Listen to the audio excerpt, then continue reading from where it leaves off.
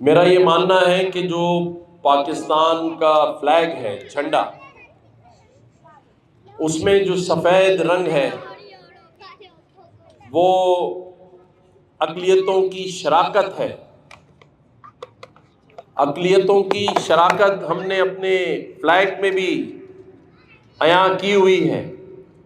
ہمارے جھنڈے میں نظر آتا ہے کہ سفید رنگ اس اقلیتوں کی شراکت داری کا رنگ ہے۔ وہ اور بات ہے کہ اسی سفید رنگ والی سائڈ پہ ڈنڈا بھی ہے۔